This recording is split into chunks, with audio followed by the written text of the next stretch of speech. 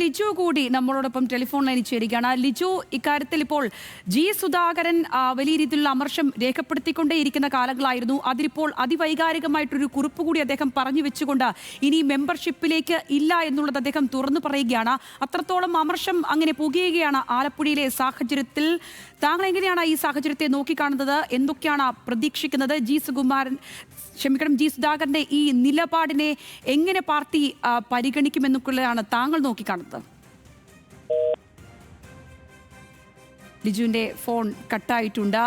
അമലിലേക്ക് വരാം. അതിനു മുമ്പ് അർജുൻ രാജു കൂടി തിരുവനന്തപുരത്ത് നിന്ന് തുടരുന്നുണ്ട്. അർജുനെ, ഈ സാഹചര്യങ്ങളിൽ ഒരു സമ്മർദ്ദ തന്ത്രമൊക്കെ ഇറക്കുന്നുണ്ട് എന്ന് പറഞ്ഞാൽ പോലും ഇതിൽ പാർട്ടി നേതൃത്വം ഇനി അങ്ങോട്ട് എന്ത് നിലപാട് സ്വീകരിക്കും എന്നുള്ളതിൽ ആകാംക്ഷ ഉണ്ടാകുമല്ലോ. അതിലൊരു അനുഭാവപൂർണമായ ഒരു തീരുമാനം കൈക്കൊള്ളും എന്നുള്ളതിൽ എന്തെങ്കിലും പ്രതീക്ഷ അവശേഷിക്കുന്നുണ്ടോ? ആ നിലയ്ക്ക് അതിനെ പ്രതീക്ഷ വെച്ചുകൊണ്ടാണോ ഇപ്പോൾ സുധാകരൻ ഈ നിലയ്ക്ക് എഴുതുന്നത്? അതോ സഹികെട്ട് എന്നുള്ള തരത്തിൽ തന്നെയാണോ? അതിനെ എങ്ങനെ വേണം വായിച്ചെടുക്കാൻ? സംഗീത, സുധാകരനെ അനുനയിപ്പിക്കാനുള്ള നീക്കം ഈ കുറച്ചു കാലങ്ങളായി CPM നടത്തുന്നുണ്ട്. മുഖ്യമന്ത്രി പിണറായി വിജയൻ വരെ അദ്ദേഹത്തോട് പോയി വീട്ടിൽ ചെന്ന് സംസാരിക്കുന്ന നിലയിലേക്കൊക്കെ കാര്യങ്ങൾ മാറിയിരുന്നു. അതേ സമയത്ത് ഇത്തവണ നിയമസഭാ തെരഞ്ഞെടുപ്പിൽ മത്സരിക്കാനുള്ള സാധ്യത ഈ സുധാകരൻ തേടിയിരുന്നു എന്നുള്ളതാണ് പുറത്തുവരുന്ന വിവരങ്ങൾ. അർജുനെ തുടരുക. അർജുനിലേക്ക് വരാം. ഇപ്പോൾ ലിജുവിനെ ഒരിക്കൽ കൂടി നമുക്ക് ലഭിച്ചിട്ടുണ്ട്. ലിജു, ജി സുധാകരന്റെ ഈ ഒരു നിലപാടിനെ താങ്കൾ എങ്ങനെയാണ് നോക്കിക്കാണുന്നത്? അദ്ദേഹത്തിന്റെ നിലപാട്, അദ്ദേഹം വർഷങ്ങളോളം, എനിക്ക് മനസ്സിലാവുന്നിടത്തോളം 6 പതിറ്റാണ്ട് കാലമായി CPIയുമായി ബന്ധപ്പെട്ട് പ്രവർത്തിക്കുന്ന സംസ്ഥാനത്തെ തന്നെ CPMന്റെ ഏറ്റവും പ്രമുഖനായ ഒരു നേതാവാണ്. അദ്ദേഹത്തിന് മാനസിക വിഷമം ഉണ്ടാക്കുന്ന രീതിയിൽ അത് പ്രവർത്തിക്കേണ്ടതില്ലായിരുന്നു എന്നുള്ളതാണ് എന്റെ അഭിപ്രായം. പിന്നെ ഹലോ, കേൾക്കാമോ? പറയൂ, കേൾക്കുന്നുണ്ട്.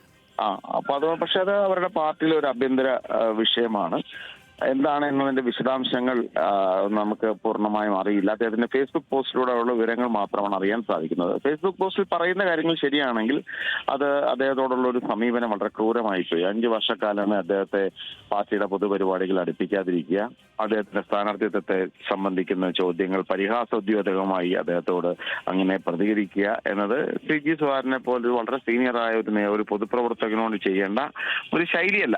പക്ഷെ അത് അവരുടെ പാർട്ടിയുടെ ആഭ്യന്തര പ്രശ്നമാണ് എന്നാണ് എനിക്ക് പൊതുവെ പറയാനുള്ളൊരു കാര്യം. പക്ഷെ ജി സുധാകരനെ പോലൊരു നേതാവിനെ അപമാനിക്കുന്നതിനോട് നമുക്ക് യോജിക്കാൻ സാധിക്കില്ല. അത്രയേ ഉള്ളൂ.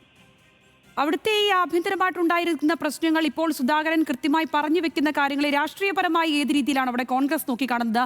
ആലപ്പുഴയിൽ തദ്ദേശ തെരഞ്ഞെടുപ്പിൽ മറ്റ് ജില്ലകളെ വെച്ച് നോക്കുമ്പോൾ അത്രയധികം വലിയ മുന്നേറ്റമൊന്നും അവിടെ കോൺഗ്രസിന് UDFന് സാധിച്ചിട്ടില്ല എങ്കിൽ പോലും, അവിടെ ഉണ്ട്, മുനിസിപ്പാലിറ്റി അടക്കമുണ്ട്, എങ്കിൽ പോലും സാഹചര്യങ്ങൾ എങ്ങനെയാണ് കോൺഗ്രസ് നോക്കിക്കാണുന്നത്? ഇതടക്കമുള്ള കാര്യങ്ങളെ അനുകൂല സാഹചര്യങ്ങളായി മനസ്സിലാക്കുന്നുണ്ടോ? ഇല്ല, അല്ലെങ്കിൽ തന്നെ അദ്ദേഹം താമസിക്കുന്ന അമ്പലപ്പുഴ നിയോജകമണ്ഡലത്തിൽ കോൺഗ്രസിന് വലിയ മുന്നേറ്റമാണ് ഉണ്ടായത്. മുൻപ് വെറും 11 അംഗങ്ങൾ മാത്രം ഉണ്ടായിരുന്ന കോൺഗ്രസ് പാർട്ടിക്ക് ഇപ്പോൾ 50 ജനപ്രതിനിധികളുണ്ട്.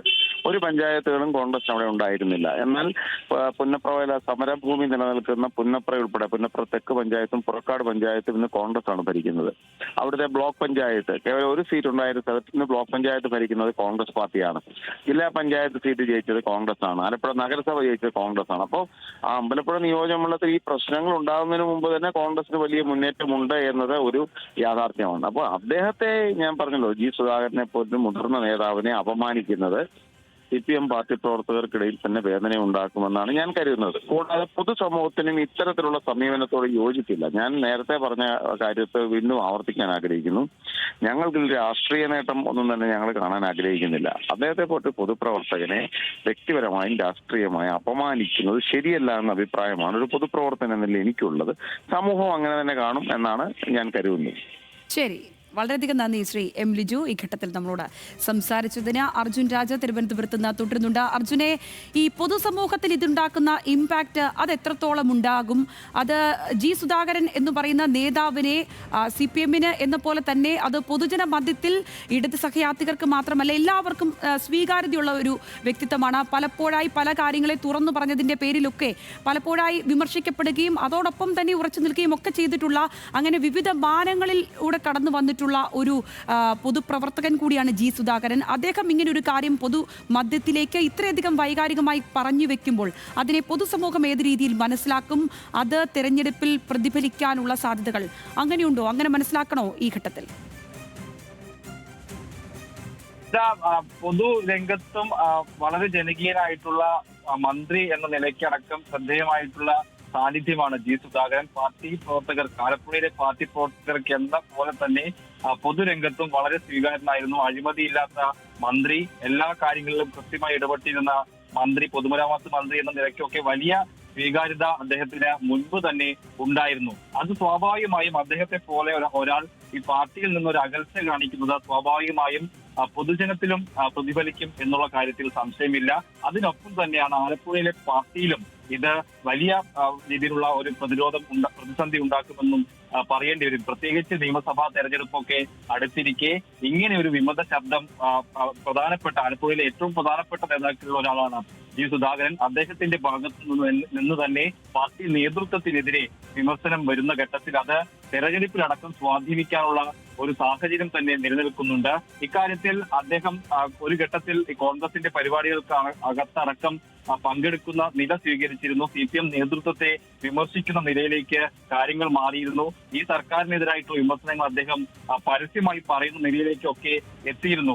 അതിന്റെ ഒരു പാരമ്യത്തിലേക്ക് ജി സുധാകരൻ ഇപ്പോൾ എത്തിയിട്ടുണ്ട് എന്ന് പറയാതിരിക്കാൻ വയ്യ. അത് പാർട്ടി സംസ്ഥാന സെക്രട്ടറി അടക്കം പേരെടുത്ത് പറഞ്ഞ് വിമർശിക്കുന്ന നിലയിലേക്ക് കാര്യങ്ങൾ പോകുമ്പോൾ അത് അകൽച്ച എന്നുള്ളത് അതിന്റെ ഏറ്റവും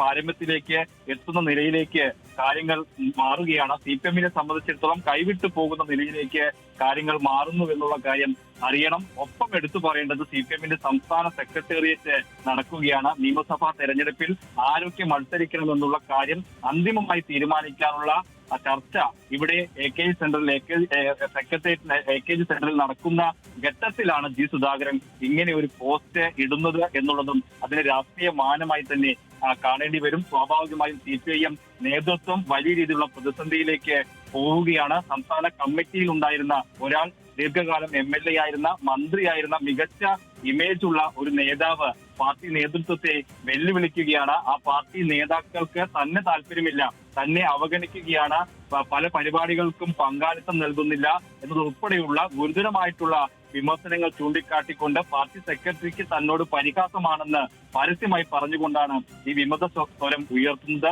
അത് CPM-നെ സംബന്ധിച്ചിടത്തോളം അടുത്ത കാലത്ത് ഒരുപാട് പ്രതിസന്ധികൾ ഉണ്ടായിട്ടുണ്ട് CPM-ന്.